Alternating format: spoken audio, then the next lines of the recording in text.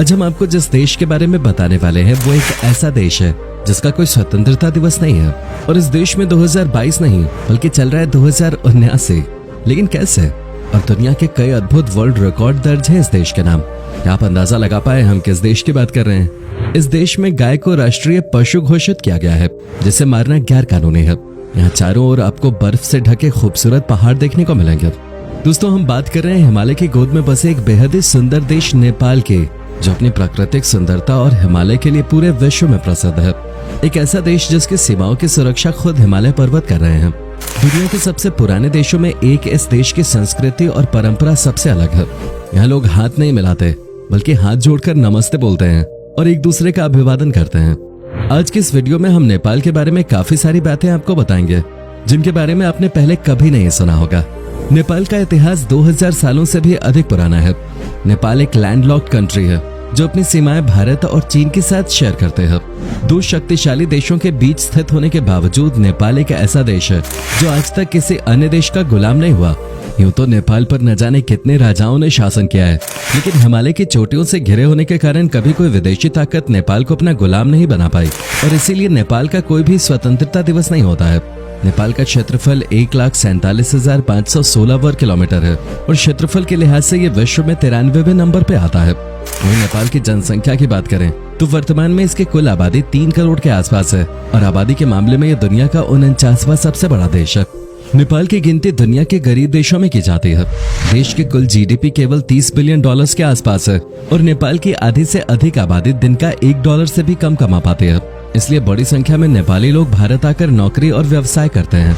नेपाल देश का नाम एक महान संत नेमी के नाम पर रखा गया है। दुनिया के सभी देशों के झंडे रेक्टेंगुलर शेप के होते हैं, लेकिन नेपाल एक ऐसा देश है जिसका झंडा 2 त्रिकोण से मिलकर बना है। ये 2 त्रिकोण माउंट एवरेस्ट को बयां करते हैं और इस पर लगे चांद और तारे यहाँ पर रहने वाले विभिन्न धर्मों की एकता का परिचय देते हैं।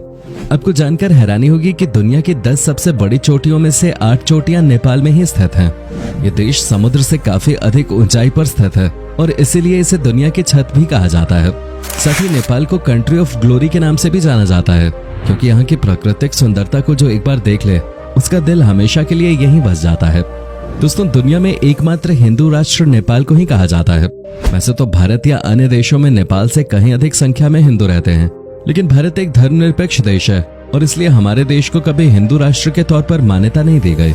लेकिन नेपाल एक हिंदू राष्ट्र हुआ करता था, लेकिन साल 2007 में नेपाल के संविधान में संशोधन कर इसे हिंदू राष्ट्र से बदलकर धर्मनिरपेक्ष देश घोषित कर दिया गया।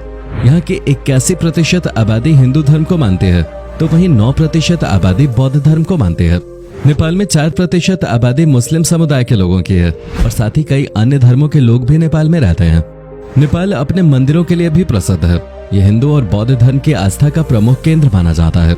यहाँ के मंदिर सैकड़ों वर्ष प्राचीन हैं, जिनकी बनावट देखकर श्रद्धालुओं का हृदय गदगद हो जाता है। इसे साउथ एशिया का सबसे पुराना देश कहा जाता है।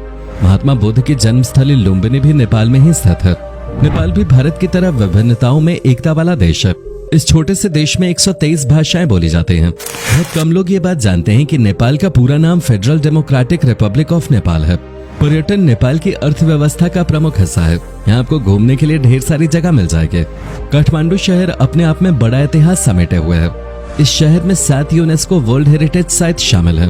अगर आप कुछ दिन शांति के साथ व्यतीत करना चाहते हैं तो पोखरे की झीलों का रुख कर सकते हैं। ये जगह 900 मीटर की ऊंचाई पर स्थित है, जहाँ से आपको खूबसूरत नेपाल और हिमालय की वादियों के दर्शन होंगे। पशुपतिनाथ मंदिर के बारे में तो आप सभी ने सुना ही होगा। इसे नेपाल की शान माना जाता है।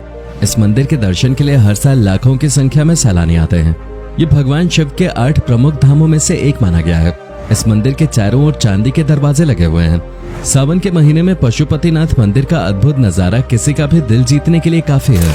इनके अलावा नेपाल में एक स्तूप भी बना हुआ है, जिसे बुद्ध की आंखें भी कहा जाता है। ये जगह भी बौद्ध श्रद्धालुओं के बीच काफी प्रसिद्ध है। नेपाल का राष्ट्रीय खेल लंबे समय तक गिल्ली डंडा हुआ करता था। गिल्ली डंडा किसी देश का राष्ट्रीय खेल भी हो सकता है, ये बात सुनकर आपको हैरानी जरूर हुई होगी। लेकिन जून 2017 में वॉलीबॉल को नेपाल का राष्ट्रीय खेल घोषित कर दिया गया। दोस्तों, हाथी पोलो खेल की शुरुआत नेपाल से ही हुए थे। इसके अलावा कबड्डी, क्रिकेट और फुटबॉल जैसे खेल भी नेपाल में खेले जाते हैं।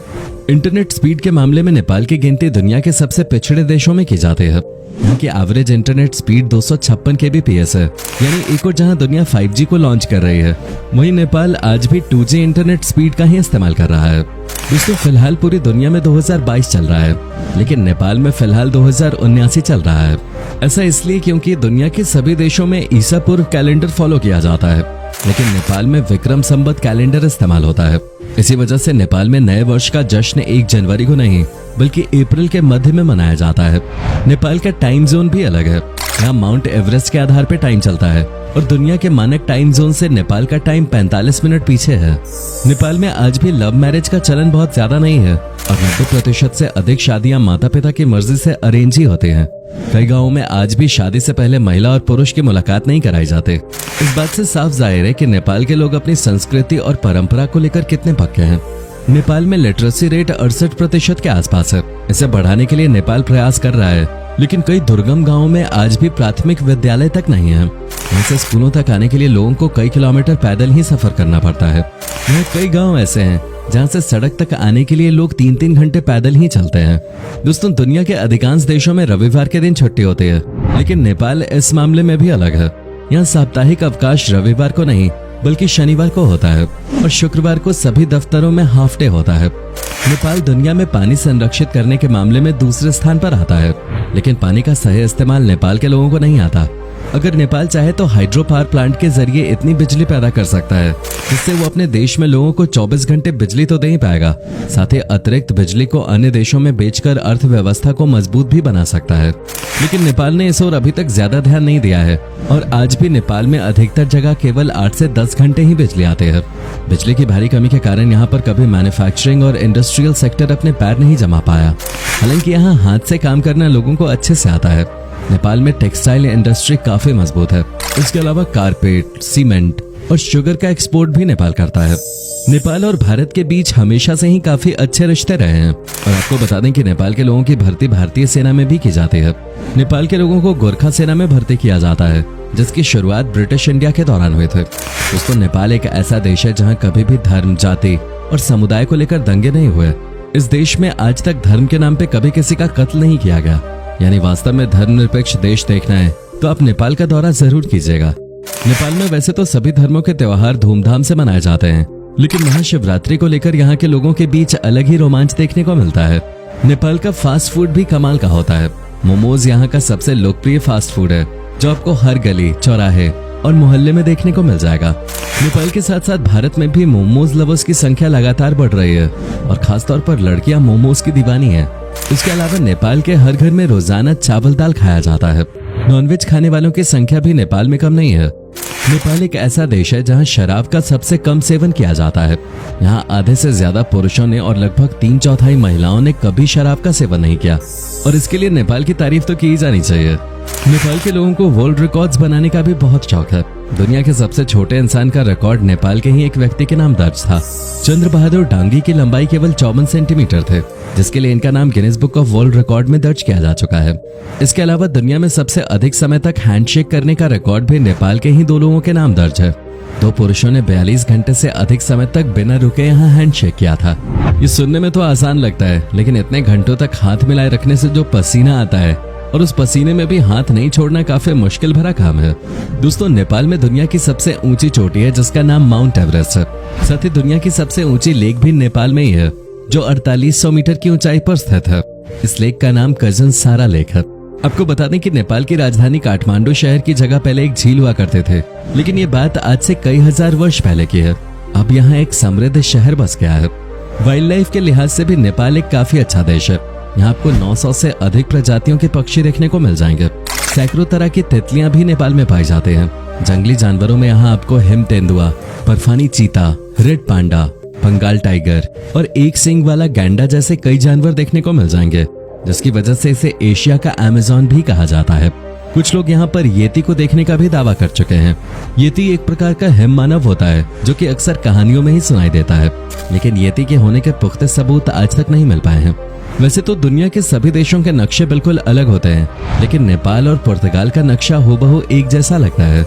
नेपाल की जगह अगर पुर्तगाल का नक्शा आपको दिखा दिया जाए तो उसमें आपको ज्यादा फर्क नहीं महसूस होगा। नेपाल में एक समय पर चरस और तंबाकू का इस्तेमाल और तस्करी बड़े पैमाने पर की जाते थे, लेकिन अब इनका इस्तेमाल और बेचना दोनों गैरकानूनी है। नेपाल की करेंसी का नाम नेपाली रुपीज है। ये भारतीय रुपए के आगे काफी कमजोर नजर आते हैं। एक भारतीय रुपया नेपाल के 1.60 रुपीज के बराबर है। यानी अगर आप नेपाल घूमने जाते हैं तो ये आपको काफी सस्ता पड़ेगा। नेपाल और भारत के बीच अच्छी दोस्ती के कारण ही यहाँ जाने के लिए भारतीयों को पासपोर्ट या वीजा की आवश्यकता नहीं होती। हालांकि बॉर्डर क्रॉस करने के लिए आपके पास भारतीय सरकार द्वारा जारी कोई भी आईडी प्रूफ होना जरूरी है, जैसे आधार कार्ड, लाइसेंस, पैन कार्ड या अन्य कोई भी दस्तावेज। अगर कम बजट में विदेश घूमना चाहते हैं तो नेपाल परफेक्ट टूरिस्ट डेस्टिनेशन है। आप ट्रेन, बस या हवाई जहाज से कैसे भी नेपाल तक पहुंच सकते हैं। नेपाल पहुंचने के बाद आपको यहाँ की प्रमुख जगहों पर घूमने के लिए 25 से 30 हजार रुपए चुकाने होंगे। इतने बजट में शायद ही आप किसी और देश में घूम पाएंगे। और नेपाल में जगह जगह मंदिर और प्राचीन स्थल देखकर आपका मन भी प्रसन्न हो जाएगा। दोस्तों, आज के इस वीडियो में हमने आपको मुफ्त में नेपाल की यात्रा कराई है। उम्मीद करते हैं आपको ये वीडियो अच्छी लगी होगी। अगर आप कभी नेपाल गए हैं तो अपना एक्सपीरियंस हमारे साथ जरूर शेयर करें। साथ ही और किस देश के बारे में जानना चाहते हैं कमेंट सेक्शन में हमें जरूर बताएं।